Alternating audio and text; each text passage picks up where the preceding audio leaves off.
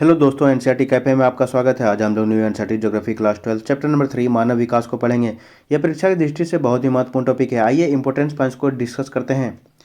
वृद्धि और विकास शब्द आपके लिए नया नहीं है। अपने चारों ओर देखिए, लगभग प्रत्येक वस्तु जिसे आप देख सकते हैं और बहुत सी जिन्हें आप नहीं देख सकते बढ़ती और विकसित होती है। ये वस्तुएं पौधे, नगर, विचार, राष्ट्र संबंध अथवा यहाँ तक कि आप स्वयं भी हो सकते हैं। इसका क्या अर्थ है?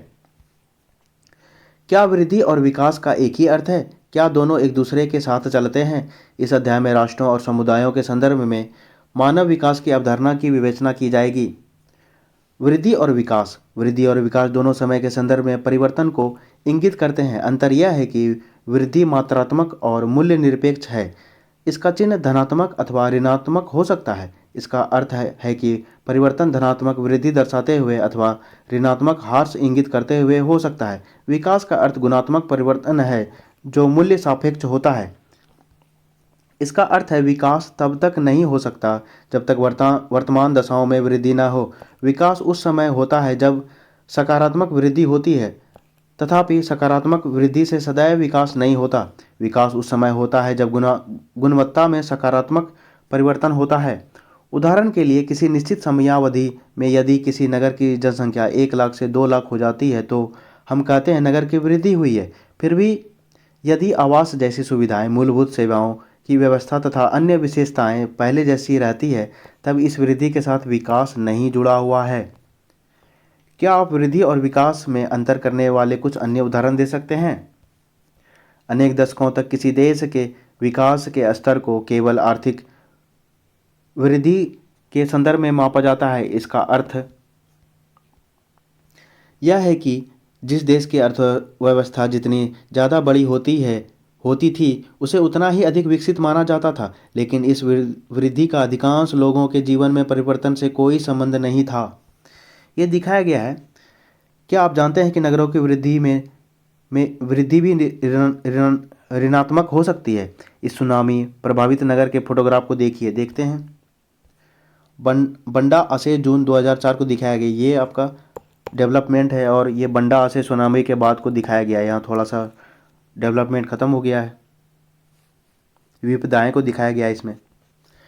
किसी देश में लोग जीवन की गुणवत्ता का जो आनंद लेते हैं, उन्हें जो अवसर उपलब्ध है और जिन स्वतंत्रताओं का वे भोग करते हैं, विकास के महत्वपूर्ण पक्ष है। यह विचार नया नहीं है।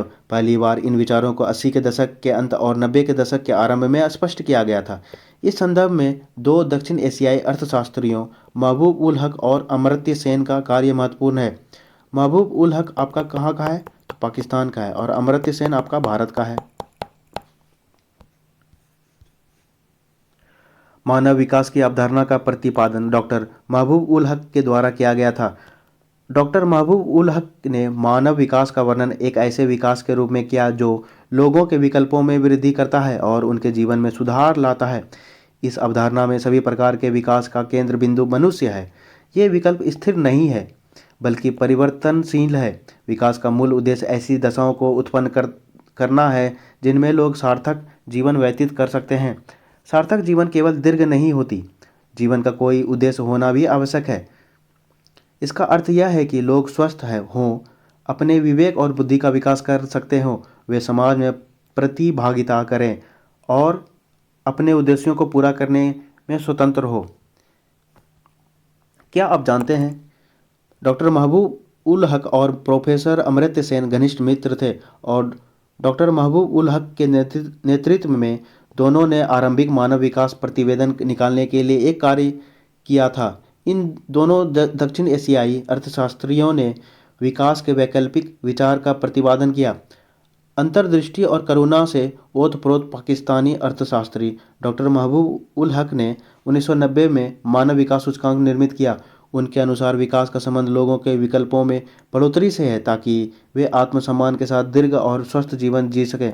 1990 में संयुक्त राष्ट्र विकास कार्यक्रम UNDP, United Nation development programme ने वार्षिक मानव विकास प्रतिवेदन प्रकाशित करने के लिए जिनकी मानव विकास की संकल्पना का प्रयोग किया है। डॉक्टर महबूब उल हक के मस्तिष्क की लोच और एक दायरे से बाहर सोचने की उनकी योग्यता उनके भाषणों में से एक भाषण से चित्रित की जा सकती है जिसने जिसमें सौ जिसमें 100 का उदाहरण का देते हुए उन्होंने कहा, आज जो वस्तुएं हैं उन्हें देखते हैं, जो पूछते हो क्यों, मैं उन वस्तुओं का स्वप्न लेता हूँ जो कभी नहीं था और पूछता हूँ ये क्यों नहीं है। नोबेल पुरस्कार विजेता अमर्त्य सेन ने विकास का मुख्य ध्येय स्वतंत्रता में वृद्धि अथवा परतंत्रता में कमी के रूप में देखा। रुचिकर बात यह है कि स्वतंत्रताओं में वृद्धि भी विकास लाने वाला सर्वाधिक प्रभावशाली माध्यम है। उनका कार्य स्वतंत्रता में की वृद्धि में सामाजिक और राजनीतिक संस्थाओं तथा प्रक्रियाओं की भूमिका का अन्वेषण करता है। इन अर्थशास्त्रियों का कार्य मील का पत्थर है जो लोगों को विकास पर होने वाली किसी भी चर्चा के केंद्र में लाने में सफल होती है। ये कुछ इम्पोर्टेंट है, कुछ पूछा जाता है, नोट करके लिख लीजिएगा। पहली बार मानव विकास सूचकांक कब किया गया था? 1990 में। किसके द्वारा तैयार किया गया था?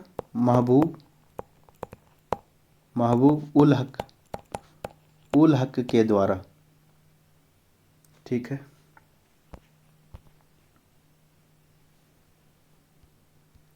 ये कुछ फिगर दिया हुआ है, देखते हैं। सार्थक जीवन क्या है? जन्मदिन मुबारक हो शहनाज। धन्यवाद प्रिया। मुझे अच्छे स्वास्थ्य की भी शुभकामनाएं दो। मुझे अच्छे स्वास्थ्य की भी शुभकामनाएं दो। मैं स्कूल की पढ़ाई पूरी करके कॉलेज जाना चाहती हूँ। अच्छा, तब तो तुम एक सार्थक जीवन जीना चाहती हो। मैं कुछ करने लायक बनना चाहती हूँ। तो ये सार्थक जीवन हो गया। बेटी बचाओ बेटी पढ़ाओ, ये इम्पोर्टेंट है। कब कब हुआ था स्टार्ट? 22 जनवरी 2015। कहाँ से? पानीपत, हरियाणा। किनके द्वारा? पीएम मोदी जी के द्वारा। बाल लिंग अनुपात में गिरावट के मुद्दे को संबोधित करने के लिए भारत सरकार ने बेटी बचाओ बेटी पढ़ाओ कार्यक्रम शुरू किया। अपने साथियों के साथ चर्चा करें कि यह कैसे लड़कियों को और अधिक सार्थक जीवन की ओर ले जाएगा। इनमें से कौन सा जीवन सार्थक है? अब से 1 वर्ष बाद आप अपने आप को कहाँ देखेंगे? मृत अथवा कारावास में? मुझे आशा है कि मैं कैंसर से रोग मुक्ति का एक सस्ता और अधिक प्रभावशाली इलाज ढूंढ पाऊंगी। तो ये सार्थक जीवन अच्छा है। आपके अनुसार कौन अधिक सार्थक जीवन जीता है? ये वाला।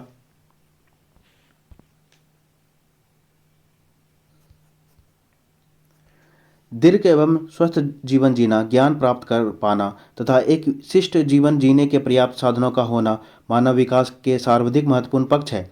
अतः संसाधनों तक पहुँच, स्वास्थ्य एवं शिक्षा मानव विकास के केंद्र बिंदु है। इन पक्षों में से प्रत्येक के मापन के लिए उपयुक्त सूचकों का विकास किया गया है। क्या आप ऐसे कुछ सूचकों के बारे में सोच सकते हैं? प्रायः लोगों में अपने आधारभूत विकल्पों को तय करने की क्षमता और स्वतंत्रता नहीं होती। यह ज्ञान प्राप्त करने की अक्षमता उनकी भौतिक निर्धनता, सामाजिक भेदभाव, संस्थाओं की अक्षमता और अन्य कारणों की वजह से हो सकता है। इससे दीर्घ एवं स्वस्थ जीवन जीने, शिक्षा प्राप्ति के योग्य होने और एक शिष्ट जीवन जीने के साधनों को प्राप्त करने में बाधा आती है। लोगों के विकल्पों में वृद्धि करने के लिए स्वास्थ्य, शिक्षा और संसाधनों तक पहुँच में उनकी क्षमताओं का निर्माण करना महत्वपूर्ण है। यदि इन क्षेत्रों में लोगों की क्षमता नहीं है तो विकल्प भी सीमित हो जाते हैं। उदाहरण के लिए, एक अशिक्षित बच्चा डॉक्टर बनने का विकल्प नहीं चुन सकता क्योंकि उसका विकल्प शिक्षा के अभाव में सीमित हो गया है। इसी प्रकार प्रायः निर्धन लोग बीमारी के लिए चिकित्सा उपचार नहीं चुन सकते क्योंकि संसाधनों के अभाव में उनका विकल्प सीमित हो जाता है। मानव विकास के 4 स्तंभ, ये इंपॉर्टेंट है, मेंस राइटिंग में भी आ सकता है क्वेश्चन। जिस प्रकार किसी इमारत को स्तंभों का सहारा होता है उसी प्रकार मानव विकास का विचार भी समता, सतत पोषणीयता, उत्पादकता और सशक्तिकरण की संकल्पनाओं पर आश्रित है। समता का आशय प्रत्येक व्यक्ति को उपलब्ध अवसरों के लिए समान पहुंच की व्यवस्था करना है। लोगों को उपलब्ध अवसर लिंग, प्रजाति, आय और भारत के संदर्भ में जाति के भेदभाव के विचार के बिना समान होने चाहिए। यद्यपि ऐसा ज़्यादातर तो नहीं होता, फिर भी यह लगभग प्रत्येक समाज में घटित होता है। उदाहरण के तौर पर किसी भी देश में यह जानना रुचिकर होता है कि विद्यालय से विरत अधिकांश छात्र किस वर्ग से है। तब ऐसी घटनाओं के पीछे कारणों का पता लगना चाहिए। भारत में स्त्रियां और सामाजिक एवं आर्थिक दृष्टि से पिछड़े हुए वर्गों के व्यक्ति बड़ी संख्या में विद्यालय से विरत होते हैं। इससे पता चलता है कि शिक्षा तक पहुंच न होना किस प्रकार इन वर्गों के विकल्पों को सीमित करता है। निर्वहन का अर्थ है अवसरों की उपलब्धता में निरंतरता। सतत पोषणीय मानव विकास के लिए आवश्यक है कि प्रत्येक पीढ़ी को समान अवसर मिले। समस्त पर्यावरणीय, वित्तीय एवं मानव संसाधनों का उपयोग भविष्य को ध्यान में रखकर करना चाहिए। इन संसाधनों में से किसी भी एक का दुरुपयोग भावी पीढ़ियों के लिए अवसरों को कम करेगा। बालिकाओं का विद्यालय भेजा जाना एक अच्छा उदाहरण है। यदि एक समुदाय अपनी बालिकाओं को विद्यालय में भेजने के महत्व पर जोर नहीं देता तो युवा होने पर इन स्त्रियों के लिए अनेक अवसर समाप्त हो जाएंगे। उनकी वृत्तिका के विकल्पों में तीव्रता से छटनी हो जाएगी और यह उनके जीवन के अन्य पक्षों को भी प्रभावित करेगा। अतः प्रत्येक पीढ़ी को अपनी भावी पीढ़ियों के लिए अवसरों और विकल्पों की उपलब्धता को सुनिश्चित करना चाहिए। यहाँ उत्पादकता का अर्थ है मानव श्रम उत्पादकता अथवा मानव कार्य के संदर्भ में उत्पादकता है। लोगों में क्षमताओं का निर्माण करके ऐसी उत्पादकता में निरंतर वृद्धि की जानी चाहिए।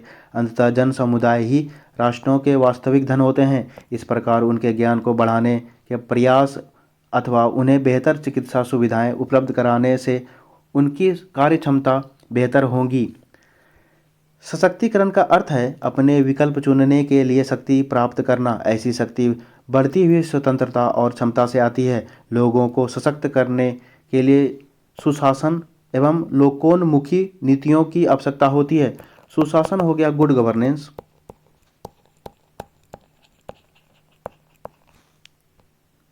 सामाजिक एवं आर्थिक दृष्टि से पिछड़े हुए समूहों के सशक्तिकरण का विशेष महत्व है।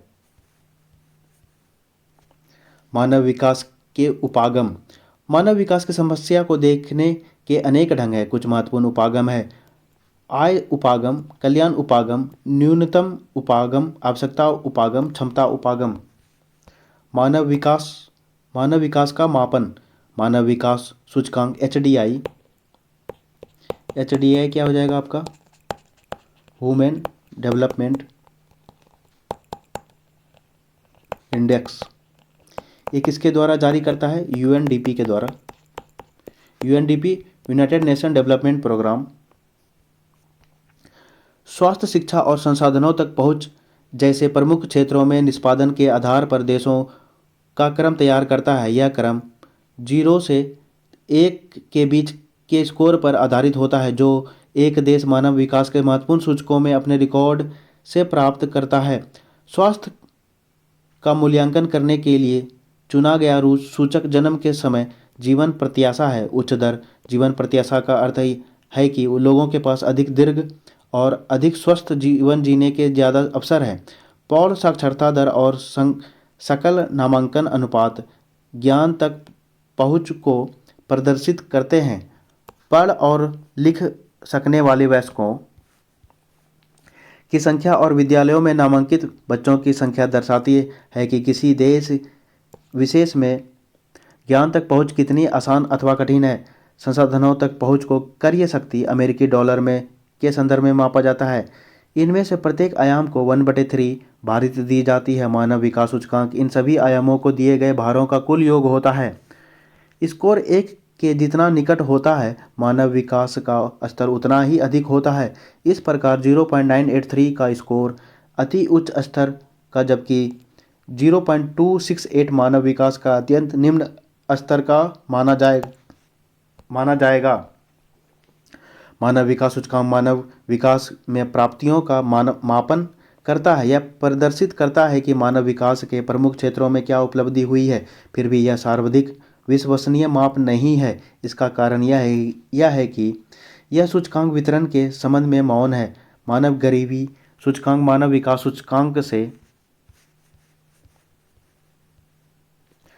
से संबंधित है। यह सूचकांक मानव विकास में कमी मापता है। यह एक बिना आय वाला माप है। किसी प्रदेश के मानव विकास में कमी दर्शाने के लिए 40 वर्ष की आयु तक जीवित न रह पाने की संभाव्यता, पौध निरक्षरता दर, स्वच्छ जल तक पहुंच न रखने वाले लोगों की संख्या और अल्प भार वाले छोटे बच्चों की संख्या सभी इसमें गिने जाते हैं। प्रायः मानव गरीबी सूचकांक मानव विकास सूचकांक की अपेक्षा अधिक कमी उद्घाटित करता है। मानव विकास के इन दोनों मापों की संयुक्त अवलोकन किसी देश में मानव विकास की स्थिति का यथार्थ चित्र प्रस्तुत करता है। मानव विकास के उपागम, ये इम्पोर्टेंट है मेंस के लिए। आय उपागम, यह मानव विकास के सबसे पुराने उपागम में से एक है। इसमें मानव विकास को आय के साथ जोड़कर देखा जाता है। विचार यह है कि आय का स्तर किसी व्यक्ति द्वारा भोगी जा रही स्वतंत्रता के स्तर को परिलक्षित करता है। आय का स्तर ऊंचा होने पर मानव विकास का स्तर भी ऊंचा होगा। ये आपका सबसे पुराना हो गया।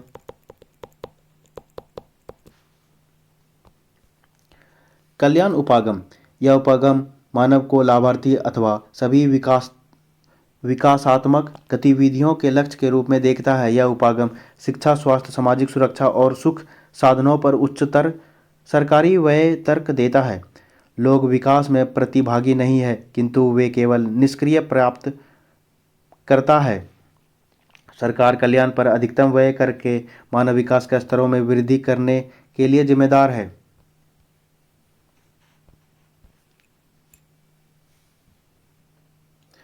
आधारभूत आवश्यकता उपागम, इस उपागम को मूल रूप से अंतर्राष्ट्रीय श्रम संगठन ILO की स्थापना कब हुआ था? 1919 में। और इसका मुख्यालय कहाँ है? मुख्यालय हो गया जिनेवा, स्विट्जरलैंड।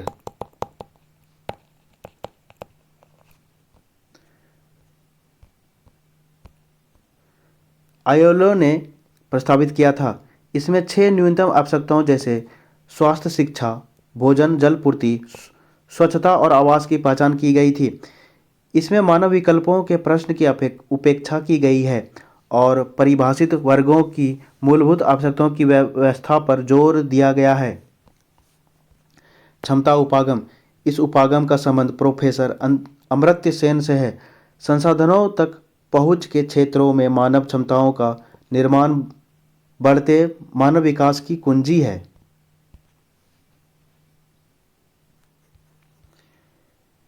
ये कुछ दिखाया गया है। सड़कों की लंबाई, अस्पताल की संख्या, सकल घरेलू उत्पाद, सकल राष्ट्रीय उत्पाद, संतुष्टि, रोजगार, प्रसन्नता, स्वास्थ्य को दिखाया गया है चित्र में। 1990 ईस्वी से प्रतिवर्ष संयुक्त राष्ट्र विकास कार्यक्रम UNDP मानव विकास प्रतिवेदन प्रकाशित कर रहा है। यह प्रतिवेदन मानव विकास स्तर के अनुसार सभी सदस्य देशों की कोटि क्रमानुसार सूची उपलब्ध कराता है।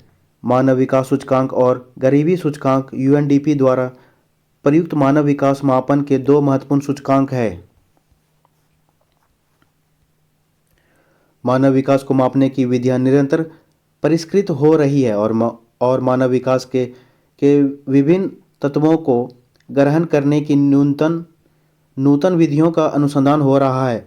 शोधकर्ताओं ने किसी क्षेत्र विशेष में भ्रष्टाचार के स्तर और राजनीतिक स्वतंत्रता के बीच संबंध ज्ञात किए हैं। राजनीतिक स्वतंत्रता सूचकांक और सर्वाधिक भ्रष्ट देशों के सूचीकरण पर चर्चा हो रही है। क्या आप मानव विकास स्तर के अन्य संबंधों के बारे में सोच सकते हैं?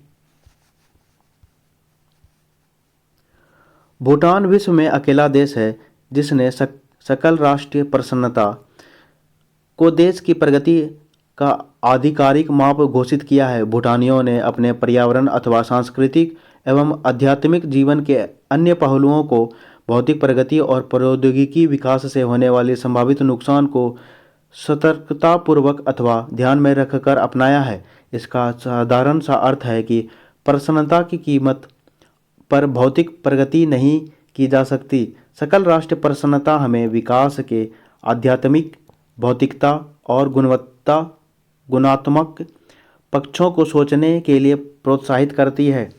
अंतर्राष्ट्रीय तुलनाएं, मानव विकास की अंतर्राष्ट्रीय तुलनाएं रुचिकर है। प्रदेश के आकार और प्रति व्यक्ति आय का मानव विकास से प्रत्यक्ष संबंध नहीं है। पराया मानव विकास में बड़े देशों की अपेक्षा छोटे देशों का कार्य बेहतर रहा है। इसी प्रकार मानव विकास में अपेक्षाकृत निर्धन राष्ट्रों का कोटि क्रम धनी पड़ोसियों से ऊंचा रहा है। उदाहरण के तौर पर अपेक्षाकृत छोटी अर्थव्यवस्थाएं होती हुए भी श्रीलंका, ट्रिनिडाड और टोबैगो का मानव विकास सूचकांक भारत से ऊंचा है। इसी प्रकार कम प्रति व्यक्ति आय के बावजूद मानव विकास में केरल का प्रदर्शन पंजाब और गुजरात से कहीं बेहतर है। अर्जित मानव विकास स्कोर के आधार पर देशों को 4 समूहों में वर्गीकृत किया जा सकता है। मानव विकास संवर्ग, मानदंड और देश।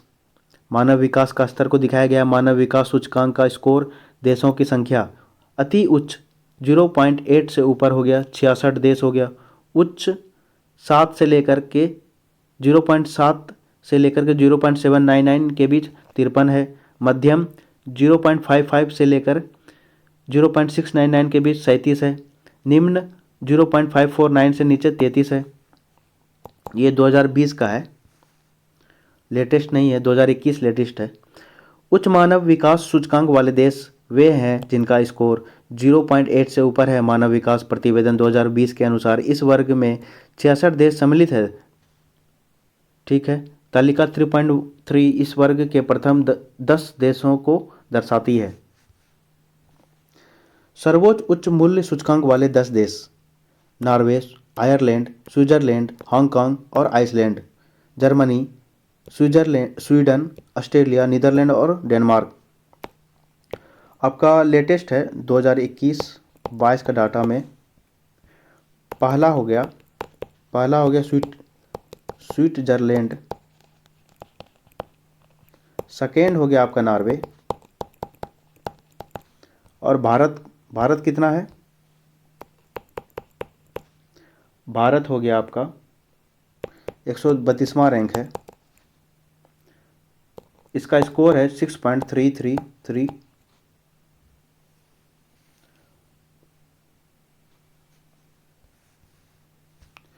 उच्च मानव विकास सूचकांक विकास समूह में 53 देश सम्मिलित है। आप पाएंगे कि शिक्षा और स्वास्थ्य सेवाओं को उपलब्ध कराना सरकार की महत्वपूर्ण प्राथमिकता है। यह जानना महत्वपूर्ण है कि उच्चतर मानव विकास वाले देश वे हैं जहां सामाजिक खंड में बहुत निवेश हुआ है। लोगों और सुशासन में उच्चतर निवेश ने इस वर्ग के देशों को अन्य देशों से सर्वथा अलग कर दिया है। यह ज्ञात करने का प्रयत्न कीजिए कि देश की आय का कितना प्रतिशत इन सेक्टरों पर खर्च हुआ है। क्या आप कुछ अन्य लक्षणों के बारे में सोच सकते हैं जो इन देशों में समान हो? आप देखेंगे कि इनमें से अनेक देश पूर्व साम्राज्य शक्तियां रही है। इन देशों में सामाजिक विविधता की डिग्री उच्च नहीं है। उच्च मानव विकास स्कोर वाले देश यूरोप में अवस्थित है और वे औद्योगिकीकृत पश्चिमी विश्व का प्रतिनिधित्व करते हैं। फिर भी गैर यूरोपीय देशों की संख्या आश्चर्यचकित करने वाली है जिन्होंने इस सूची में अपना स्थान बनाया है। मानव विकास के मध्य स्तरों वाले देशों का वर्ग विशालतम है। मध्यम मानव विकास वर्ग में कुल 37 देश है। इनमें से अधिकांश देशों का विकास द्वितीय विश्व युद्ध के बाद की अवधि में हुआ है। इस वर्ग के कुछ देश पूर्वकालीन उपनिवेश थे, जबकि अन्य अनेक देशों का विकास 1990 में तत्कालीन सोवियत संघ के विघटन के पश्चात हुआ है। इनमें से अनेक देश अधिक लोकोन्मुखी नीतियों को अपनाकर तथा सामाजिक भेदभाव को दूर करके तेजी से अपने मानव विकास स्कोर में सुधार कर रहे हैं। इनमें से अधिकांश देशों ने उच्चतर मानव विकास के स्कोर वाले देशों की तुलना में सामाजिक विविधता अधिक पाई जाती है। इस वर्ग के अनेक देशों ने अपने अभिनव इतिहास में राजनीतिक अस्थिरता और सामाजिक विद्रोह का सामना किया है। मानव विकास के निम्न स्तरों वाले देशों की संख्या 33 है। इनमें से अधिकांश छोटे देश हैं जो राजनीतिक उपद्रव, गृह युद्ध के रूप में सामाजिक अस्थिरता, अकाल तथा अथवा बीमारियों की अधिक घटनाओं के दौर से गुजर रहे हैं। सुविचारित विचारित नीतियों के माध्यम से इस वर्ग के देशों की मानव विकास की आवश्यकताओं के समाधान की तत्काल आवश्यकता है। मानव विकास प्रतिवेदन 2006 के अनुसार भारत 126वें स्थान पर था। 2020 में यह और नीचे 131वें पर चला गया और 2021 में जो लेटेस्ट डाटा है 132वां स्थान पर चला गया। भारत का 130 देशों से पीछे होने का क्या कारण हो सकता है? यहाँ तो सबसे बड़ा जनसंख्या है।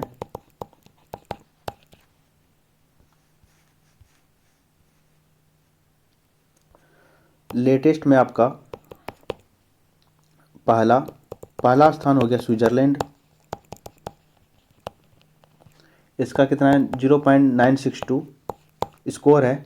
और सेकेंड हो गया आपका नॉर्वे, इसका स्कोर कितना है 0.961, 0.1 का अंतर है, देख रहे हैं 0.001 का अंतर है आपका। और भारत तो हो ही गया आपका 132, 0.6333। और लास्ट में कौन सा है? साउथ सूडान 191 रैंक पे है।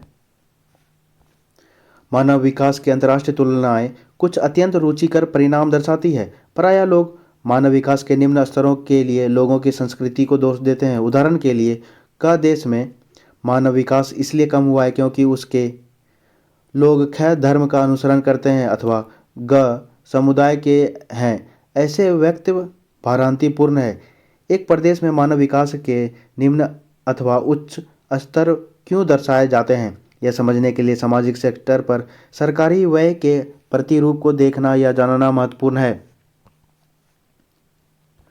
देश का राजनीतिक परिवेश तथा लोगों को उपलब्ध स्वतंत्रता भी महत्वपूर्ण है। मानव विकास के उच्च स्तरों वाले देश सामाजिक सेक्टरों में अधिक निवेश करते हैं और राजनीतिक उपद्रव और अस्थिरता से प्रायः स्वतंत्र होते हैं। इन देशों में संसाधनों का वितरण भी अपेक्षाकृत समान है। दूसरी ओर मानव विकास के निम्न स्तरों वाले देश सामाजिक सेक्टरों की बजाय प्रतिरक्षा पर अधिक व्यय करते हैं। यह दर्शाता है कि ये देश राजनीतिक अस्थिरता वाले क्षेत्रों में पड़ते हैं और त्वरित आर्थिक विकास प्रारंभ नहीं कर पाए हैं।